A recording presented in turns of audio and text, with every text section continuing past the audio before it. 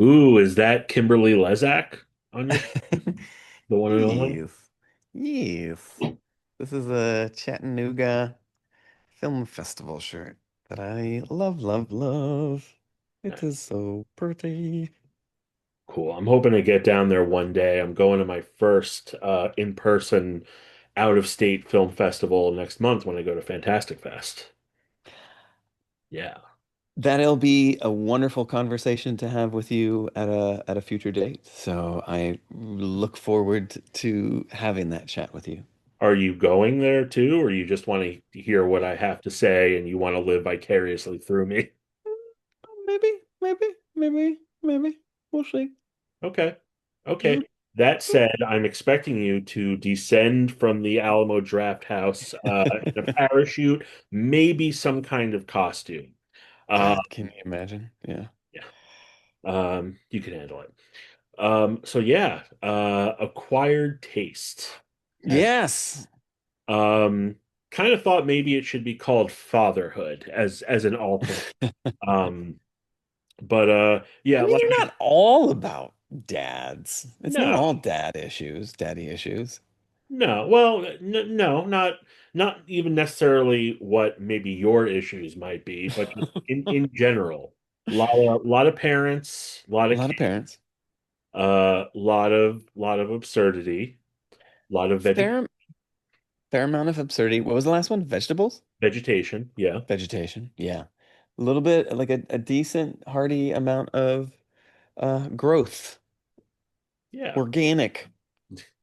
This is the all organic book. How about that? 100% organic. Nice, which, can be considered an acquired taste in and of itself because Ugh. people they love their meat. But it's your new anthology. You also have Shiny Happy People coming out, which I am Yay. tackling next. But Ooh. it's a pretty banner fall for you there, Clay. I mean, it's a banner fall for horror in general. I mean, I think this whole year has been like banger after banger after banger. I'm just coattailing off of the greats, the Cassidys and the Harrisons and the Stephen Graham Joneses and the Rossens and The the Hendrickses, Rebelines. There are the so many. It just goes on and on and on. You know, at a certain point, it's a bit absurd, like how much, how many good books there are. They just keep publishing these goddamn things. I know. I've said it before. It's like a renaissance, and I would absolutely include your name in there. So you take that. You take it, sir.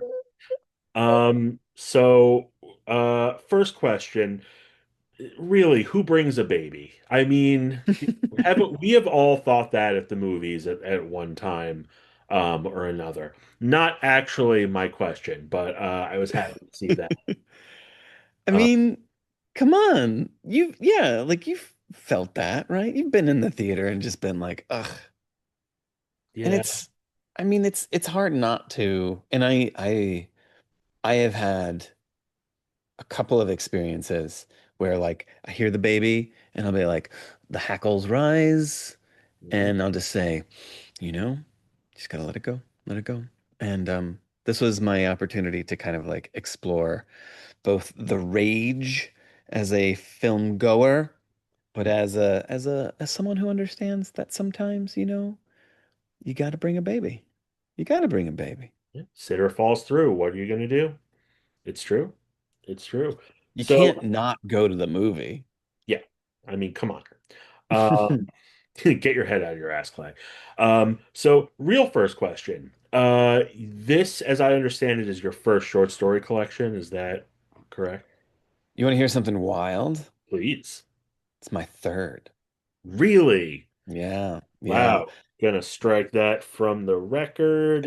We're already recording. Okay. What? No, it's funny because like, you know, my first book was a collection of short stories called Rest Area, and that came out 200 years ago. And um On I my microfiche? stone tablets. Ah, And then in 2017, I had another collection come out called Nothing Untoward. And yeah, so this is my third, and it starts the stories kind of begin in 2017 and just like pick up from there. Nice. And Yeah. Uh, as an author, when you're writing short stories, I know they show up here and there. I was glad to finally be able to read Stay on the Line. Yeah. I don't know why I hadn't gotten that yet, but it's nice that it's like one-stop shop. It's like Yeah. all in one place. But as you're writing these stories, are you hoping to compile them someday, or are you just getting them out and seeing that they land where they land? I mean, I in an alternate reality, I would have been doing nothing but just writing short stories. And novels came about out of necessity, out of like if you want to kind of survive in this industry and publish, publishers want novels, they want books. But like I was writing short stories for considerable chunk of time, and they would land in magazines or anthologies or collections, or they would pop up every so often. Um, but I I think musically, like I think like a album. So each when you have a collection of short stories, they're almost like uh tracks on a record.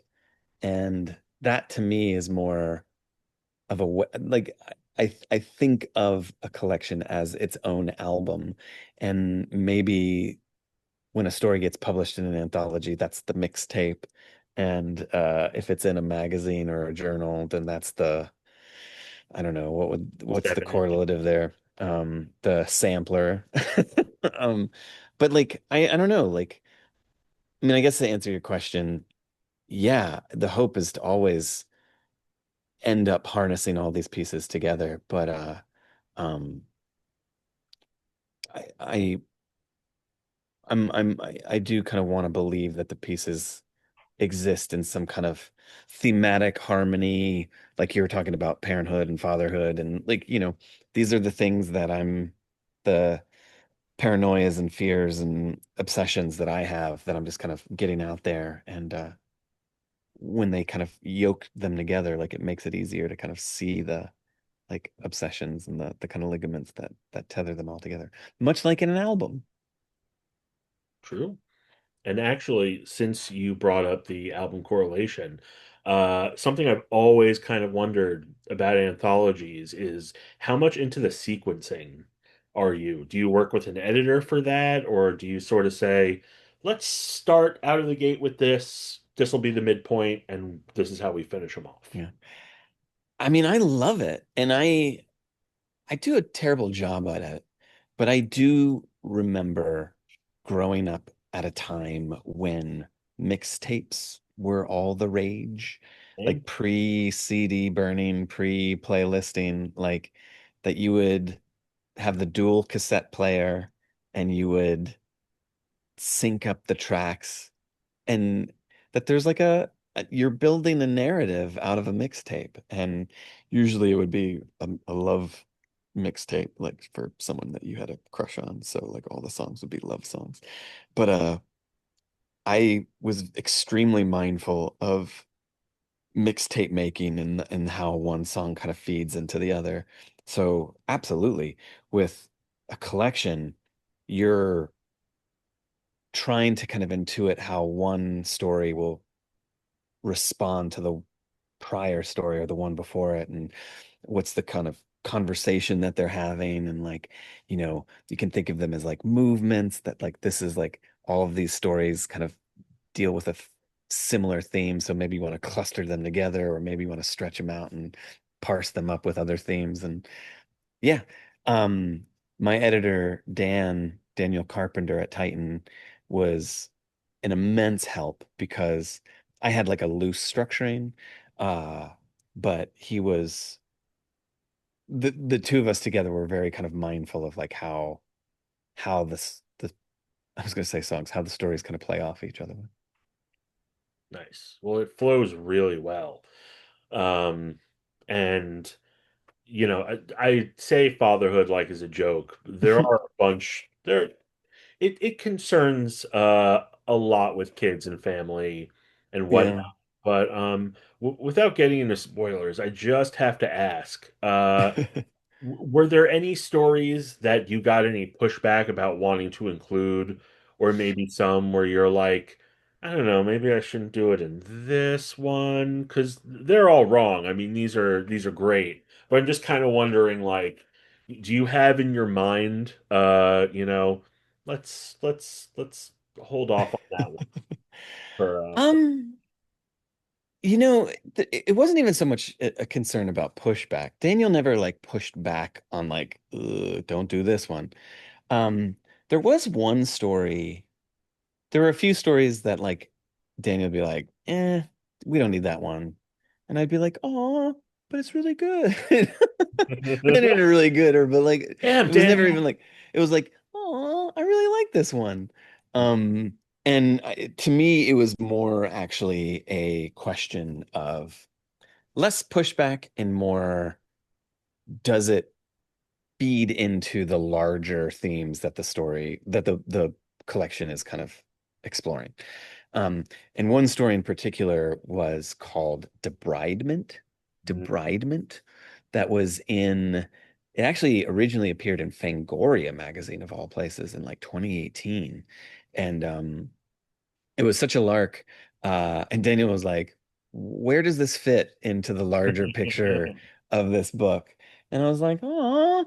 Um, and it just so happened that like I did a reading event uh for Christopher Golden. Christopher Golden had like a weekend retreat, and he had authors to do kind of like panels and discussions and readings. And I read Debridement, and it went over surprisingly really well, to the extent where like, like there was like a little blurble on social media where like people would be like, oh, that story. And so Daniel was like, well, now we can't cut it. Now we can't lose it. So the lesson is, if something's ever on the chopping block, put it out there into the world and let social media judge. And thank God for that. That's a story I am never going to forget. In fact, I saw the title and thought, let me Google what this means. Ah, yeah. And then I just sat back in my comfy chair and just got ready for some debridement. Yeah.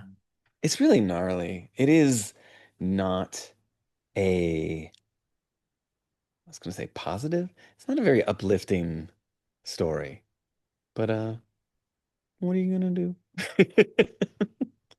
Oh, but it's very good. Which is to say, not bad. Um, Not bad. Not bad. yeah, Not bad. not bad. Not too shabby.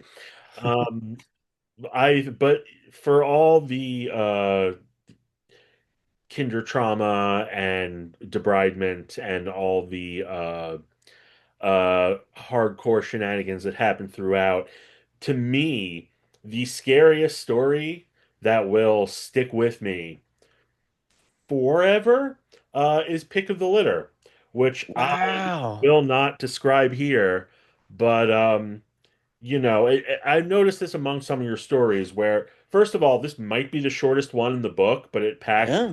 unbelievable punch, where it's like, oh, where's he going with this? Oh God. And then it's over and you're on to the next one. Um, Yeah, Danny wanted to cut that one too. oh, I'm throwing Daniel. him under the bus this whole interview. Um, no, it's funny because like it was like, does this fit? And I was like, oh, but it's so short. That was my argument. It was like, it's so short that it'll be a blip. Like nobody will pay attention to it. So let's just let sneak it in. And he was like, fine. And yeah, so that's super cool. Vindication right here. You validate my existence. Thank you, Yeah, Lowell. that's well, thank you for Chilling my spine, you son of a bitch. Um, Short and sweet. That's like, there's something to be said about like getting in, getting out. yeah. I mean, I notice a lot of times, I wouldn't say your stories are necessarily slow burns, but you sort of hit where you're going right at the end. And then it's like, hmm all right, goodbye. That's it. Deal with it.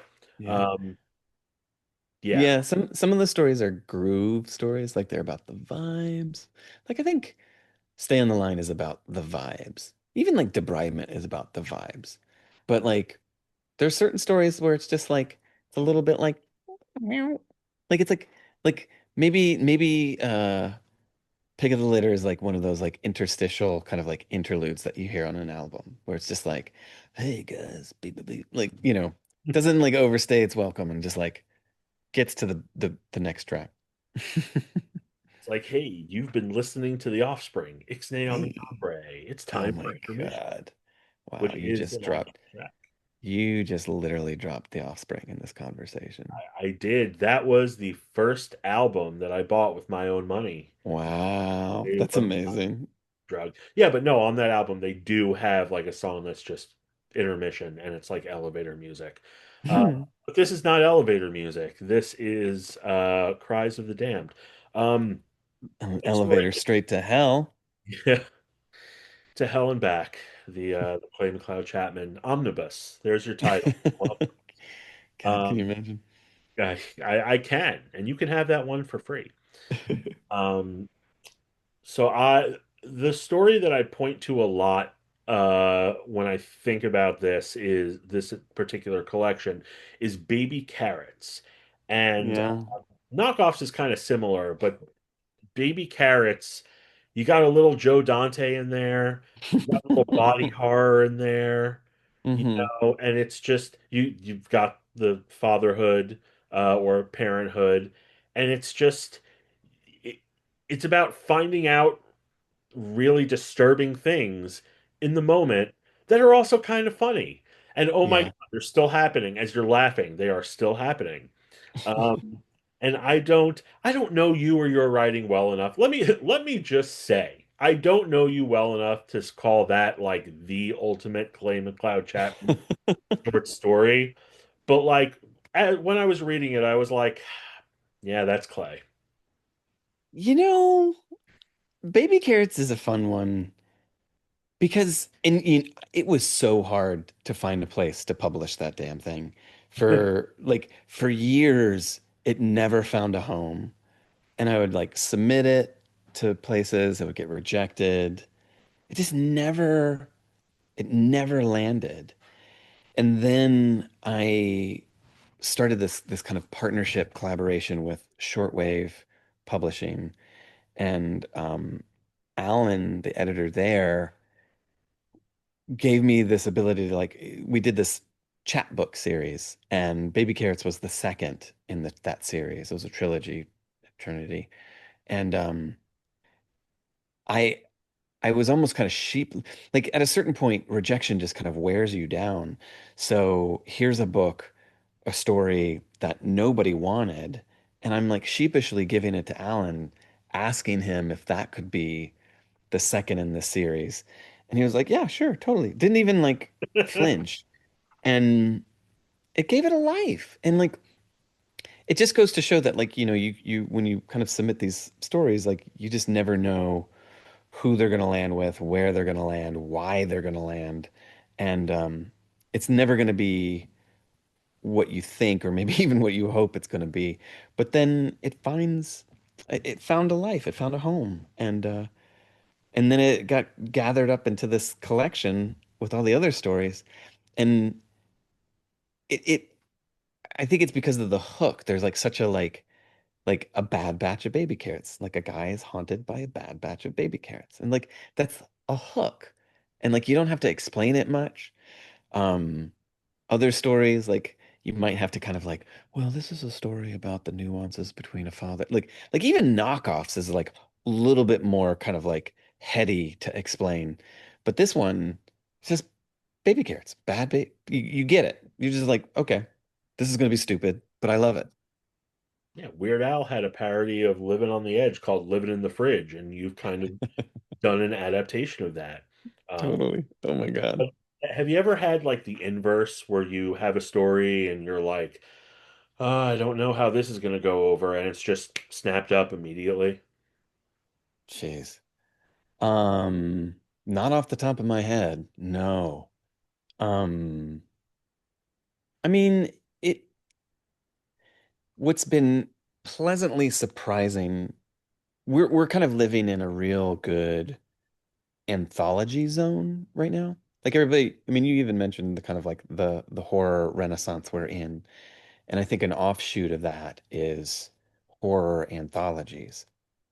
And you'll get a publisher, you'll get an editor who will hunt and gather and solicit and invite submissions for stories. And it's there's some great anthologies coming out and have been out.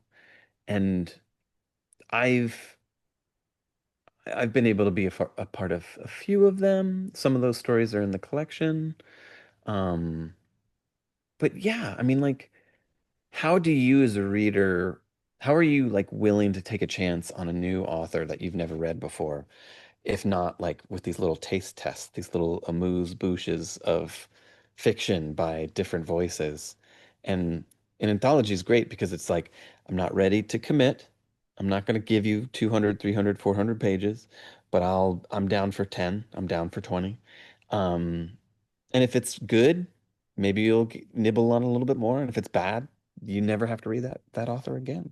And I think that's a great way to kind of win readers over and entice them to read more by just saying, hey, here's a little sampler and here's a little flavor of this particular author, and yum, yum, yum. Isn't that good? Then here's some more.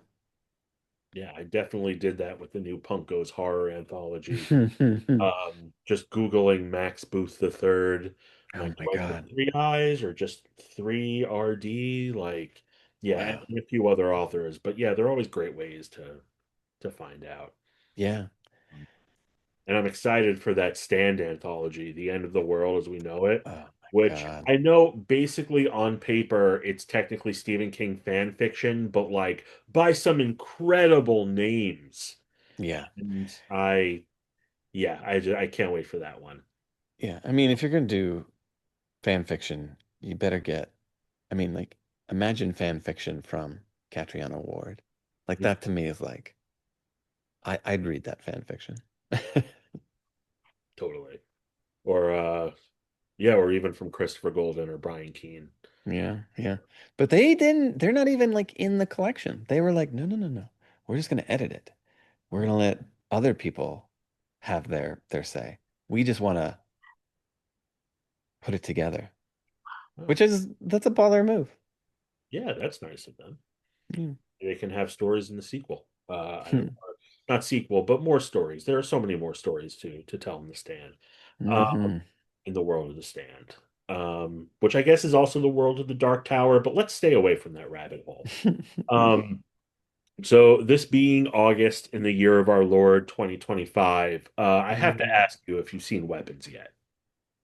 I did. What did you think? I really enjoyed it. I thought it was a really great movie. Um, Moving on. So did you see it? yeah, I loved it. Yeah. Yeah, it's great, right? Yeah. But not just the kid stuff, but it reminded me of your work a little bit because Mm. it's horrifying, but it's also hilarious. Sometimes like in the exact same moment. Like it turns on a dime. Like Yeah. yeah. That's the fun thing about horror. Like, I think horror, something can be horrifying and humorous at the same time. Uh, it's the humor that kind of disarms the horror in a way that makes it almost even more profane. I don't know. I love the reaction. Like, we have a defense mechanism with humor where it's like we're laughing at things that are not funny, but it's a very kind of natural, organic response to have when something is it's either so terrifying or so overwhelming that like what else can you do but laugh? So I don't know, like I enjoy kind of leaning into that every so often. The audacity of it all, the kind of like, I don't know, how could you not laugh? Yeah, I'm not ashamed to admit that I laughed my ass off at let me see, I hope I got this right. Cyan, magenta, yellow, and key. You were laughing at that one? Yeah, I was Wow. like, that's because it's like, it's like your version of a creep show episode um Yeah, on the event absolutely. horizon. Yeah, it's funny that that story went through a lot of changes. God, I can't even remember where it was originally published at this point, but in the collection, Daniel really worked me on that one, to the point where like, it started off as a first person piece, which a lot of these pieces are. So Daniel was right. Why don't we, why don't you make this something else? So it's I third like person in the book, right? Yeah, but I like Yeah. that. That's how we get, Lil Lonnie. Like, Yeah. I don't know if he's even if he would be the first person narrative, but he's not going to refer to himself as Lil Lonnie, but it's funny. Lonnie Wilder. God, little Lonnie. Yeah. Bringing on the apocalypse. And the absolutely unspeakable things that happen that we won't ruin here.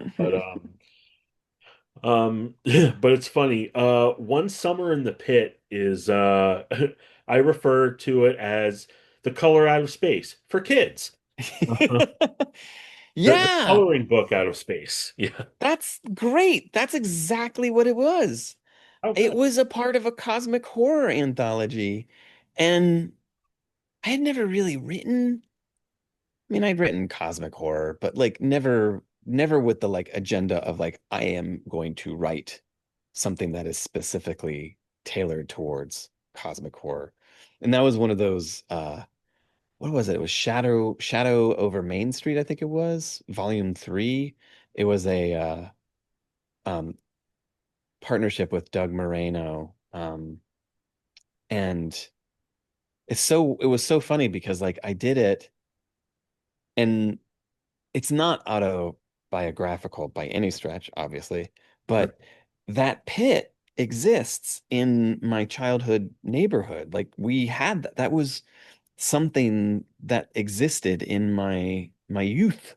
And I just remember it. And I was like, oh, well, what if that was like the site of a meteorite that fell? And turns out that there's like cosmic stuff in there and creepy stuff starts to happen. So yeah, that's so funny that you bring that one up. I Yeah, never talk about, like nobody ever talks about that story. So yeah. I enjoyed it. It's creepy. It is the color out of space with kids. Or like a riff on Color Out of Space. But it's funny, growing up in suburban New York, we had sumps Yeah. around the neighborhoods, which, for those who don't know, it's just a big hole in the ground that's fenced off. Like big, like the size, it could be like the size of a department store, almost like a quarry, but it's like dirt Hmm. instead of rocks. And we're like, what are those big ass holes just doing? We can't go in them. What are you going to put in them? They've been here since we were kids. Like, they're part of the landscape. What are they for? Yeah.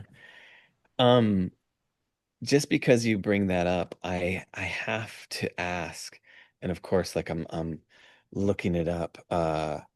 Have you read Sarah Langen's uh novel Good Neighbors? No. Oh, you got to do it. You got to do it because it's about a sinkhole that forms in a Long Island suburban neighborhood, and Ooh, like the things that start to take place, albeit not supernatural, kind of skew towards the terrifying. Such a great book. It's an amazing book. nice. It's funny. I did check out "Come Closer" by Sarah Gran on your recommendation. Yeah, Fantastic. And I it's remember the you best told book. me what? It's the best book. Yeah, I remember you told me that that's what you were going for to a certain degree with Wake Up and Open Your Eyes, but they're different. Like they're both incredible, but I Yeah. wouldn't say you're necessarily in the shadow of that there, but that is a great recommendation. Let It's me a tell great book. I love that book. God, I love it. you. And it's bite size. Can get in, get out. Well, yeah. Well, I would like to ask a question about length, if I may. So just something, another thing I'm always curious about is how do you, when you're writing something, unless you set out to write a short story or a novel, how do you know it's a short story or a novel? Does it like tell you it needs to be longer or shorter when you're writing it, or how does that work? Um, I mean, I usually go into a story knowing it's going to be a short story purely for the sake of, I don't know, I guess it's rare, but every so often something will start off as a story and it will grow. Uh, and I just have to listen to it. Like Kill Your Darling, this novella I wrote that came out last year with Bad Hand Books, started off as a short story. Like there's like a version of it that's just like 13 pages. And at a certain point, I was like, oh, there feels like there's more here. So I'm just going to keep going with it and like building on it. And sometimes that like, it takes a certain level of listening to creativity that it's hard to like let the story kind of lead you or guide you where it wants to go, needs to go. Because more often than not, like you'll think like, oh, this is a novel. And you're like, no, that's a short story. That makes sense. Um, it's interesting reading Stay on the Line for the first time, Yeah. which I've dubbed the white phone. Oh. I really loved it, and like reading it, I wanted more of it, but Yeah. I was thinking like not that like I thought it was lacking. I just like want I really like the story. I want like more of it. But I was Hmm. thinking expanding it into a novel, would that take something away from it? I mean, it's already kind of a short novel and not quite a short story already, but maybe Yeah. its length is really what like gives it its punch. You know what I mean? Yeah. I mean, you're not the first person to kind of suggest that it could be longer or that they would desire a little bit more to the story. But maybe Um, we're wrong, and our enjoyment is rooted in the because it is the perfect length, yeah. possibly. I mean, I specifically in short stories have learned that it's always fun to deny the reader what they want and leave them, abandon them before you overstay your welcome. And that's like a hard thing to know when to do properly. Uh, and I always cut out, I ghost really early in a story. Hmm. So it'll be like, you know, you'll be getting your feeling, your vibes, and then all of a sudden I'll be like, bye, and I'll just cut. And like for a lot of readers, that's like, what? Like there's something kind of like confounding to it. And my only argument for it is that the the desire to learn, like leaving them wanting more, permits the story to kind of linger a little bit longer than it would if it like had a nice, neat little bow to it. Hmm. That's my Yeah, thinking. I feel like you can. I find people can get away with that more in short fiction than say like, Totally. in movies.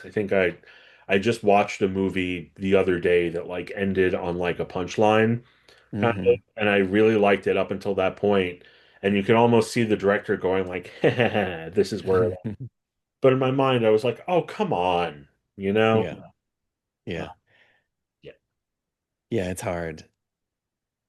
There's something sadistic about it too. So it's yeah. always no one to hold them, no one to fold I was just about to say that. them. God, Clay, Dibs, out of my dibs. dibs. That is about all I got for you right now, but Okay. Acquired Taste comes out September 9th. September 9th. Yeah. Is that right? So wild. Yeah. Hey, we're gonna do a book launch at the Twisted Already got Spine. my ticket, and I'll probably be there the weekend before for their Ooh, opening party. nice. The the Super Singer one or the Oh, weekend? no, the few days before. It's on their Instagram. I don't know why. Okay. Yeah, I think we can say it. Okay. Matt, if you're watching or listening to this, just double check. But like, I think that is public public Okay. knowledge. All Um, right. yeah. But anything else you would like to? You also have Shiny Happy People Yeah. coming out. November 11th. So get your YA horror on. Awesome. 2 days after my Yeah. birthday. You timed that perfectly. Happy birthday. Oh, We'll have a little birthday party. thanks. I just walk into the Astoria bookshop and you've just adorned it with wolf things Oh and God. a wolf cake. For the and you know, this is a reference to when you did the When the Wolf Comes Home reading with Nat Cassidy, the Astoria bookshop, because not everyone who listens to this would have been there, but it was a fun time and you're That always was a a good fun time. time. That was So a fun time. I enjoyed that one. That was a really good night. Did you make it to the Fangoria event? yes, I did. Nice. Yeah, got Very another good. one tonight. Oh wow. God, But yeah. no rest for the wicked. Yeah, exactly. But yeah, Shiny Happy People was there. Look at me doing my journalistic due diligence. Is there anything else that you'd like to plug coming up? Places? No, that's it. Come to Twisted Spine on September 9th. Cool. Yeah. Yeah, Thank you, man. Thanks for having me on and getting to chat. of course.